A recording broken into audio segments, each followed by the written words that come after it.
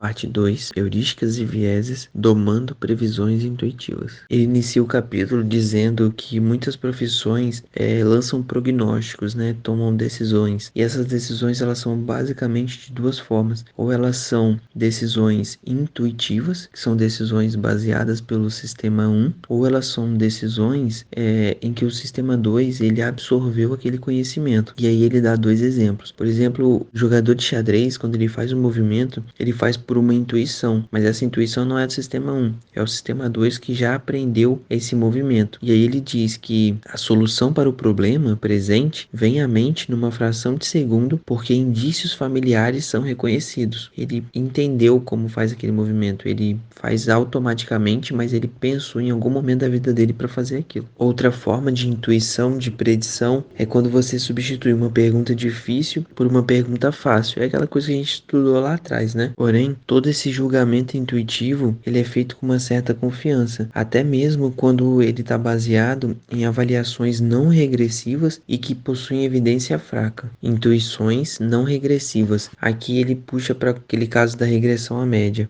Ele cita um exemplo de uma aluna do ensino fundamental americano, fala que essa aluna consegue ler fluentemente e pergunta qual é a nota dela, o PISA dela lá, né? E para os americanos é muito simples falar que a nota dela é entre 3.7 e 3.8, por alguns motivos. O principal motivo é que essa numeração é uma numeração elevada e corresponde ao fato de uma criança precoce ler fluentemente. O nosso sistema 2 rejeitaria um relatório dizendo que Júlia é boa pescadora ou tem um bom arremesso de peso, mas o nosso sistema 2 entende que essa nota corrobora para uma situação que é de que Júlia é fluente na leitura tão pequena. Ele afirma que previsões intuitivas são completamente insensíveis à qualidade preditiva de uma evidência. Caímos naquela situação em tudo que você vê é tudo que há. Como disseram que Júlia é precoce na leitura fluente, deixamos de pensar em todas as outras coisas, pensamos só que ela é uma excelente aluna e que por isso a nota dela é alta. Então a nossa capacidade intuitiva, ela fica comprometida e a gente começa a ter predições, começa a acreditar nisso. O nosso sistema 1 começa a construir aquele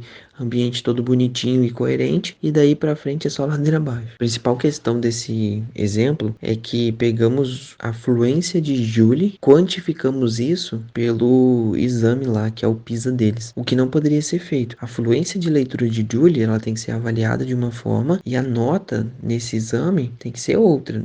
Não podemos, só porque ela é fluente na leitura, atribuir a ela uma nota alta nesse exame. Para entender melhor esse mecanismo, ele pegou uma turma da universidade e pediu para os professores descreverem quais seriam as qualidades dos alunos. E aí os professores colocaram pelo perfil que eles fizeram no questionamento do aluno, que ele era inteligente, se ele era esforçado. Mais à frente, questionou o seu professor qual seria a nota desse aluno no final do período. E os professores que atribuíam que o aluno tinha um perfil inteligente, esforçado, mas eles atribuíam uma nota elevada a esse aluno. É nesse ponto que Daniel Kahneman queria chegar. Ele queria provar que a previsão do futuro não se distingue de uma avaliação de evidência presente. A previsão corresponde à estimativa, o que é errado, mas é o que a gente faz. A gente toma uma decisão futura baseada em uma característica que a gente definiu hoje. A gente está respondendo uma pergunta difícil com uma pergunta fácil. A gente está substituindo os elementos e estamos ignorando completamente a regressão à média. Outro exemplo é do exército de Israel, onde pegou um pelotão e pediu para os oficiais dizerem qual é a nota dos cadetes no curso. E a nota que os professores davam para o desempenho desses cadetes era muito parecida com a nota que os cadetes tinham que fazer no final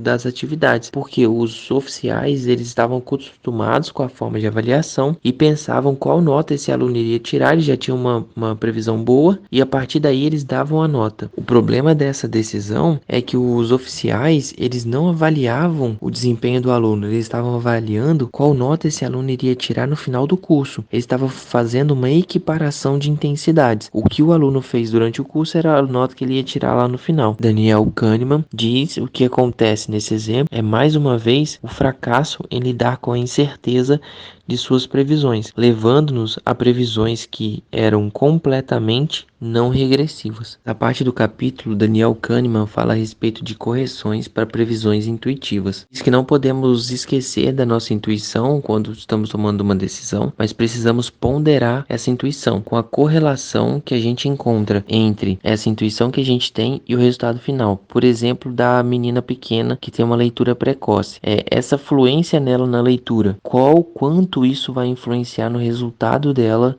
do exame lá do PISA. A gente define uma correlação. Se essa influência na leitura fluente é de 40%, então a minha intuição ela não pode influenciar mais do que 40% na minha tomada de decisão. Então a gente pondera a intuição pela correlação que existe entre o fato e o que a gente está avaliando. Previsões intuitivas precisam ser corrigidas porque não são regressivas e desse modo são parciais. Defesa da nossa mente a previsões extremadas. Daniel Kahneman diz que previsões intuitivas tendem a ser super confiantes e excessivamente extremadas. O nosso organismo ele já sabe disso e por isso, quando tomamos uma decisão intuitiva, o nosso organismo em alguma instância tenta reduzir essa superestimação que a gente fez à média, de regressão à média. O nosso sistema 1 ele toma essa decisão intuitiva e o nosso sistema 2 considera ela um pouco estranha e aí começa a trabalhar em cima dela, começa a procurar valores mais próximos da realidade, avalia outros valores, não só o que a gente está superestimando. Por exemplo, o caso da menina com leitura fluida logo na infância. Pegamos a nota dela e jogamos para cima. Só que logo em seguida, quando começamos a avaliar o caso de forma mais aprofundada, pegamos outros números, outros alunos e vemos que a nota deles não está tão elevada quanto a dela. E aí começamos a abaixar a nota dela, buscando uma regressão à média. Entendemos que ela vai ter uma nota maior, mas não tão diferente do grupo. Uma observação que Daniel Kahneman faz é que o nosso sistema 2 ele gasta muita energia e ele é preguiçoso. Então só acionamos ele e buscamos esse refinamento na decisão quando necessário. E ele faz um alerta. Se tentarmos ativar o sistema 2 a toda decisão intuitiva que tomamos, vamos deixar de ter oportunidades fora da média. Ele dá o exemplo dos investimentos. Se acionamos o nosso sistema 2 a todo momento, nunca pegaremos uma empresa promissora, uma Tesla da vida, porque o nosso sistema 2 vai rejeitar essas empresas. Aí ele diz que o objetivo do investidor em capital de risco é adivinhar os casos extremos corretamente, mesmo ao custo de superestimar as perspectivas de muitos outros empreendimentos. Daniel Kahneman alerta que a condição normal de uma pessoa é entender esses casos da nossa intuição que são muito fora da média, mas não aceitar isso como verdade absoluta. No caso dos investimentos, né? Apesar de serem boas propostas e com possíveis retornos elevados, isso não tem garantia de certeza. E as pessoas que buscam essa garantia de certeza são pessoas que vão buscar retornos na média. Então, por muitas vezes, pessoas que não assumem risco se dão melhores quando compram ETFs, quando compram índices de fundos. Ao passo que pessoas que, em tese, arriscam mais, né, buscam